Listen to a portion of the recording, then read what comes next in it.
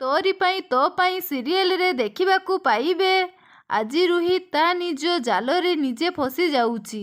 ହଁ ସାଙ୍ଗମାନେ, ଆପଣମାନେ ଦେଖିବାକୁ ପାଇବେ ରୁହି ଯେତେବେଳେ ଅନୁଜଙ୍କୁ ମାରିବାକୁ ଚେଷ୍ଟା କରୁଥିବ।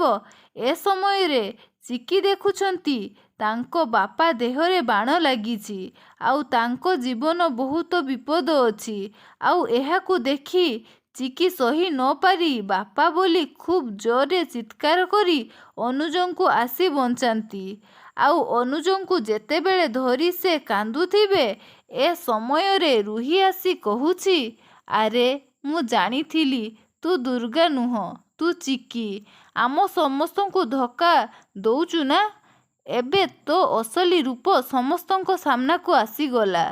ଆଉ ଚିକି ଯେତେବେଳେ ଦେଖୁଛନ୍ତି ରୁହି ତାଙ୍କ ବାପାଙ୍କ ଜୀବନ ନେବାକୁ ଯାଉଛନ୍ତି ସେତେବେଳେ ଚିକି ମା କାଳୀଙ୍କ ରୂପ ନେଇ ରୁହିକୁ ମାରିବା ପାଇଁ ଆସିବେ।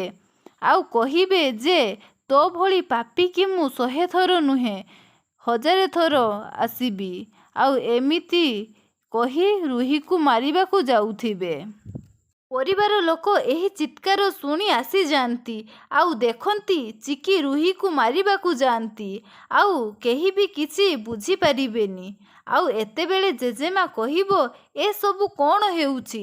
ତମେ ମୋ ନାତୁଣୀକୁ କାହିଁକି ମାରିବାକୁ ଚେଷ୍ଟା କରୁଛ?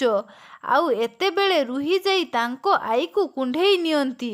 ଆଉ ଜେଜେମା ଯେତେବେଳେ ପଚାରୁଛନ୍ତି, ଆରେ ମା ସିଆ ଏସବୁ କ'ଣ? ରୁହି କହୁଛି, ଆଈ କହିଥିଲି ନା ଏ ଦୁର୍ଗା ନୁହେଁ, ଏ ହେଉଛି ଚିକି। ସମସ୍ତଙ୍କ ସାମ୍ନାରେ ପ୍ରୁଭ୍ କରିଦେଲି ଯେ ଏ ଦୁର୍ଗା ନୁହେଁ, ଏ ଚିକି। ଆଉ ପରିବାର ଲୋକ ଏସବୁ କିଛି ବୁଝିପାରୁ ନଥିବେ। ଆଉ ଯଶୋଦା ଦେବୀ ଆସି କହୁଛନ୍ତି, ତମେ କ'ଣ ପ୍ରୁଭ୍ କରିବାକୁ ଚାହୁଁଥିଲ? ତମେ ନିରୀହ ଲୋକର ଜୀବନ ନେବାକୁ ଯାଉଥିଲ, ଯେଉଁଟାକି ମୋ ଝିଅ ବଞ୍ଚାଇଲା। ଏହା ଶୁଣି ପରିବାର ଲୋକ ପୁରା ଆଶ୍ଚର୍ଯ୍ୟ ହୋଇଯାଆନ୍ତି ଆଉ ଭାବନ୍ତି ରୁହି କ'ଣ ପାଇଁ ଏସବୁ କରିବାକୁ ଯାଉଥିଲା।